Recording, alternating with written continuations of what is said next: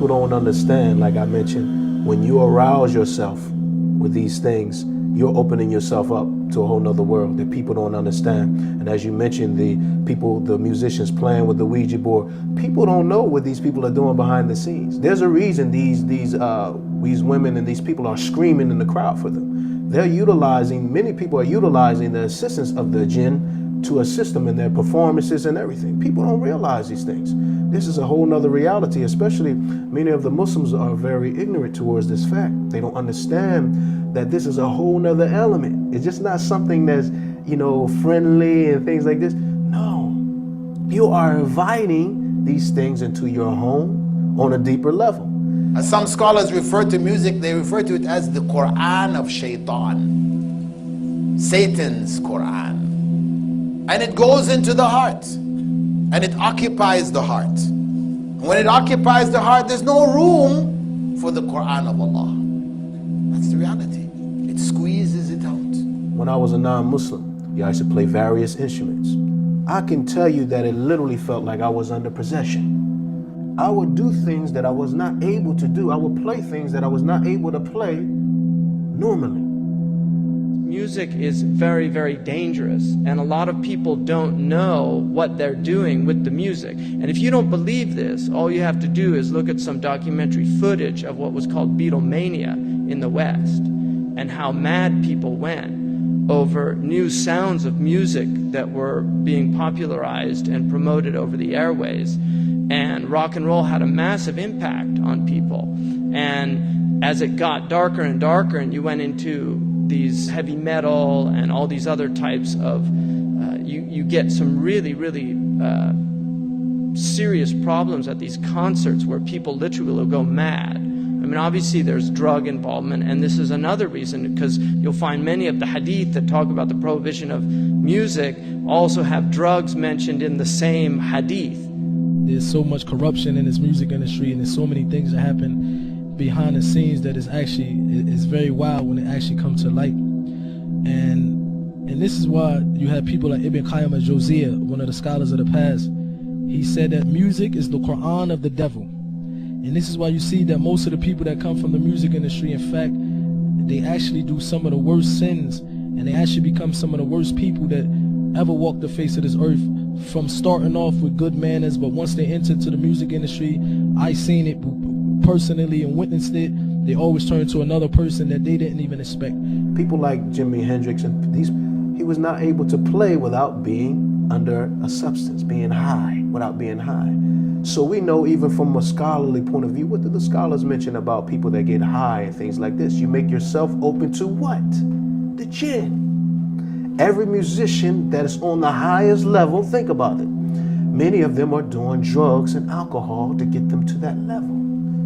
You can't escape it. You might as well, if you don't want to be involved with drugs and alcohol or listening to someone that is involved in those things, you might as well take all of your CDs and everything and just throw it out. Because this is what the people that you're listening to, this is what they're involved in, many of them. Getting high, alcohol, and as you mentioned, Islam clearly clarifies and makes clear the position on those things. So what state is that person in when they were singing that song? What state was the soul in? Because you may start to feel the way that person was feeling. You understand? This is a serious thing. And yes, I know some people personally, I won't mention their name, and we asked a lot of guide them to Islam. It's a very, very famous rap group that sold maybe 30, 40 million records worldwide. They used to actually be engagement and talking to devils, jinns, and worshiping the shaitan. And they told me stories how they used to be aided by the shayateen, and they was aided by the jinns and aided by the devils. So you have this in the music industry. You have verses where Snoop Dogg, for example, may Allah guide him to Islam, he had a song where he actually was having a conversation with the devil. And in the middle of this song, he actually said that he sold his soul to the devil. So you have a corruption that happens in the music industry is very different than any other entertainment. Some of you may know I used to be the lead guitarist in a rock group. It's not a part of my bio, but that was the reality. When I lived here in Malaysia, I was lead guitarist. Alhamdulillah, I found Islam. My bass player also found Islam, and the drummer also found Islam later. Alhamdulillah. None of us played music after that. But the point is that the allure and the power of music, I know it. And it became so obvious to me when, after accepting Islam, I was still playing in nightclubs. I accepted Islam, and then I divorced myself from the culture of the other members of the group in which I played. So I didn't participate with them in the intoxicants and things that people were doing and taking. So in the nightclubs, I used to be the only sober one.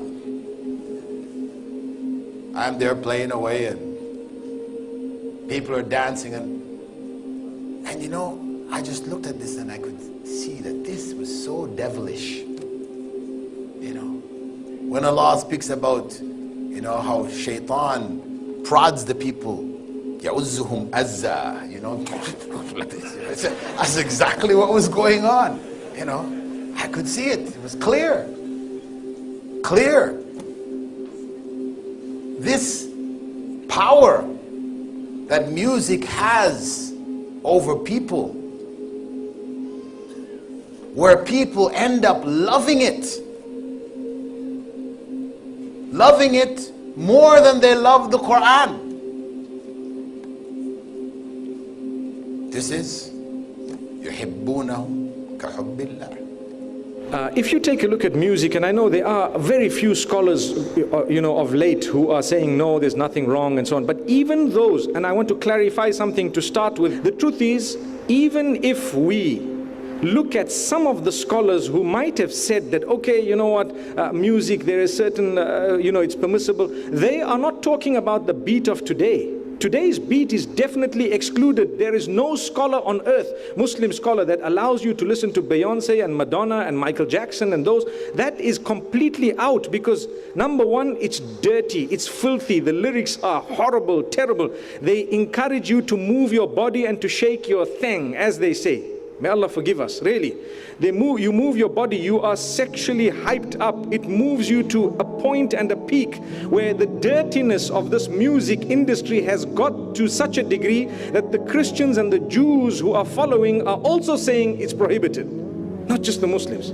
I think nowadays music is probably one of the easiest means to lose your moral sense. Music is audio pornography today. That's what it is. It's explicit.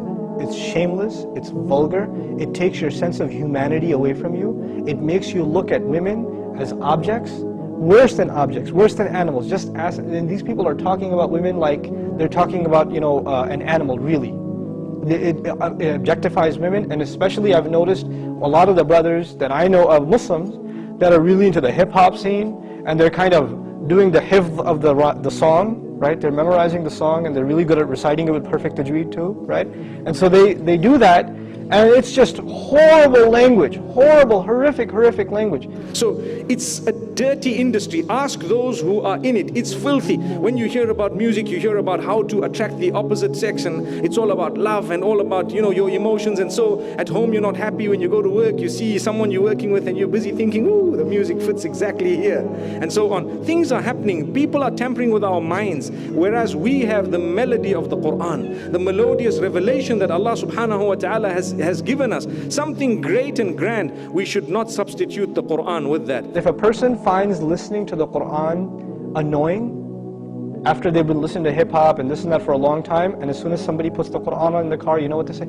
Oh man, turn that off, man, I don't want to, I just want to talk. And they immediately, they get a little annoyed when they hear the Quran. That actually means the shayateen have taken over, and they're constantly making waswasa to this person. Because what do the shayateen hate the most? Yes, they hate the Quran. They hate the word of Allah. They flee, it hurts them. So you know what they do? Because this person has let the shayateen, the devils, into his heart, they start pinching at his heart when he hears Quran, and he says, I don't want to hear this. Right? It's like surgery, it's like pulling a tooth for this person. When you try to give this person a reminder from Allah's word, they get annoyed by it, like agitated, like an allergic reaction. Why? Because they've let the shayateen in. To let them out, the first thing you got to do is stop supplying them with fuel. This is fuel.